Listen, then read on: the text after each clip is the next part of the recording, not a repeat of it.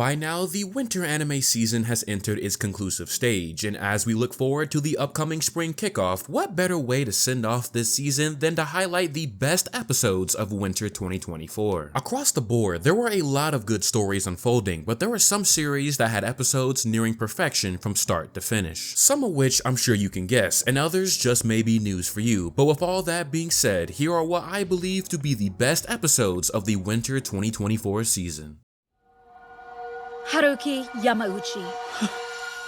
You're my choice. Classroom of the Elite is a series that has its light novel readers agonizing over the adaptation, while anime onlys like myself are continuously amused week after week. The mind games, plays for power, manipulation, and drama amongst students are all points of interest, as human nature is an unpredictable thing in such an intense environment. However, Season 3 presented a direct and dire situation in which somebody from each class can end up being expelled based on a positive and negative vote system. As far as who that unlucky individual may be, it's all up to the students, their cliques, and mastermind strategies. This is most likely one of the rarer times Ayana Koji, being a more quiet person, had initially worked against him. No thanks to Saki Yanagi, mind you. That is until Horikita takes the stand with the full frontal assault on the real betrayer of the classroom, Yamauchi. Episode 8 was an intense episode throughout, with a dramatic exchange between classmates as Class A, C, and D each chose their sacrifice to walk their final hours within the school halls. You knew it was gonna be one of those real good episodes when the OP doesn't even play till the very end. The sheer amount of drama and shifting the blame led to a very engaging situation that ended up getting close to violent at one point. At the same time, there were also forces working in the background to protect certain key characters and their dignity, with Class B and Dragon Boy's crew making a bit of a deal for an overall win-win situation. While it may not have been some action-packed fiesta, these scenarios managed to bring out the best aspects of what makes Classroom of the Elite so good. Uncertainty in human nature is a recipe for something you won't see coming, and for Yamauchi, his own explosion was the price to pay for merely being a pawn in the end.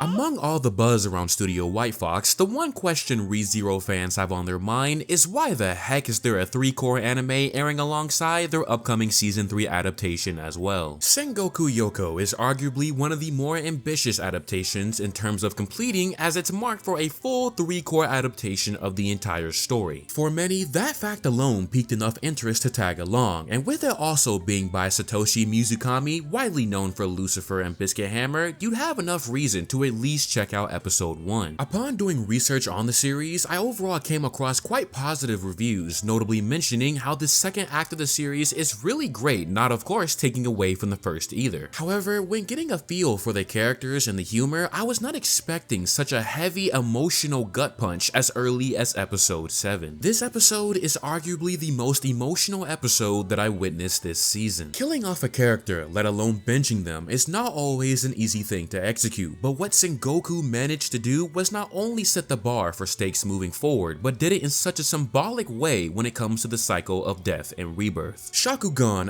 originally named Shakuyaku, being the girl who is a survivor of the Katawara experiments, housed the consciousness of another in her body within a form of coexistence. As teased by the opening, she and the demon Kagan were fused into one. The realization giving her a bit of inner turmoil to work out, and not even a few episodes later after manifesting resolve does her very life become taken away. The assassins sent to eliminate our main characters came with a really great fight, providing lots of great line work and character art, and trapped with one main goal at the center of the episode: defend a woman in labor at all costs. As the episode went on, the situation got more and more dire, in which Shakugan had to make the ultimate sacrifice, for even in the end, she chose to go out labeling herself as the monster. An emotional farewell that concluded with a mission complete, and even a beautiful use of symbolism. In honor of the lives that were stolen, I couldn't have imagined a better way to end the episode. The woman in labor having twins, in which the girl is named Shakuyaku and the boy Kagan. Not only did this episode expose Shinsuke's weakness once more, but the emotional vulnerability of Jinka, who even in the pursuit of a different form can still show grief. All in all, a turning point in the story, and even if there is foreshadowing that someday Shakugan could return, her goodbye for now was an episode this season that you couldn't hold back the waterworks from. In other words,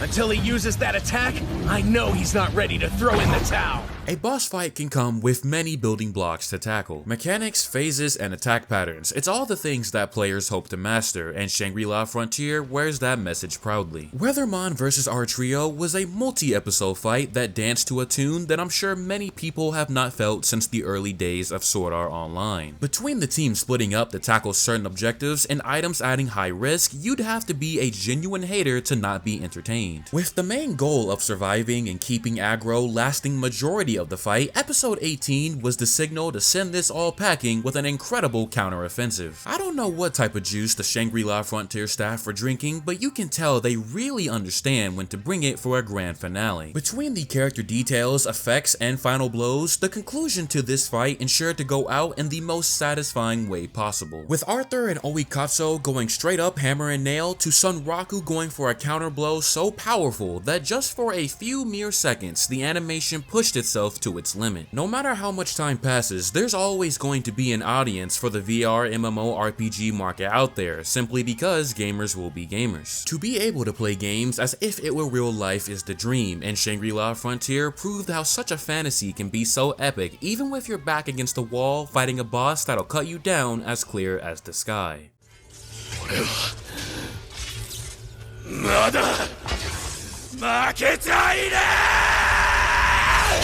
Picking an episode out was a bit more challenging when it came to solo leveling. The initial picks were between episode 6 given the execution of criminals backed by the Dark Aria OST or episode 9's Kang vs Jinwoo. Yet when it comes to the Power Fantasy Showcase, we tend to think of the highest points of action to be offered within an episode, thus leading us to choosing episode 11. For every wall that stood in front of Jinwoo, his sheer determination and refusal to die allowed him to overcome it even if it was by just a small margin. However, none of those walls offered such a dynamic and kinetic exchange on the level of Jinwoo vs Igris. As teased by the opening, we all knew that this encounter was going to be coming in some manner as a precursor to the famous Arise debut, but the presentation absolutely knocked it out of the park, with some readers agreeing that it was far better than the webtoon. I don't think I need to apply any fanciness to get the point across. This fight is by far one of the best this year. From incredible camera work to absolutely brawl-heavy blows, you can't get any better than this, and quite frankly, there's no need to. If you're gonna have a battle formula, then it's best to make that formula look the best it can, and episode 11 went far beyond simply understanding the assignment. It might have to be me.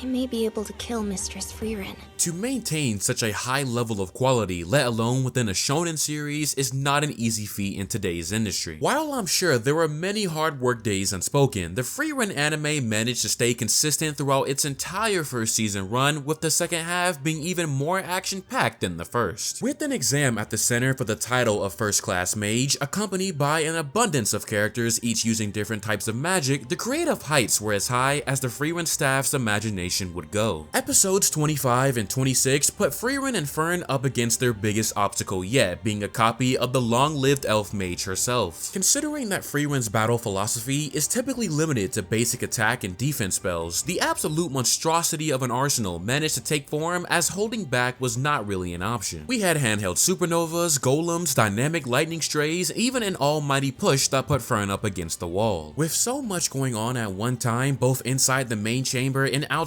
while the rest of our cast takes on each other's clones, it was an extremely impressive second half, and that goes for the narrative as well. Humanity is a species that will continue to evolve no matter who manages to live alongside them, and the conversation between Frieren and Seri about the era of humans was put on full display with so much magic being used in the mix. It's not rocket science to see why Frieren was such a successful adaptation. A competent and thorough author alongside a passionate anime staff will reach the hearts of many anime fans, and it did just that with no tears shed upon its departure, as it would be embarrassing when we do meet again someday. With that brings my picks to an end. There's a lot of good anime coming in spring soon, and I can't wait to have this discussion again. As always, thank you for watching, and if you enjoyed this content, make sure to leave a like on your way out. This is something new I wanted to try, and hopefully I can sustain this for the foreseeable future looking at seasonal content. Stay safe and cool out there, and I will catch you all in the next video.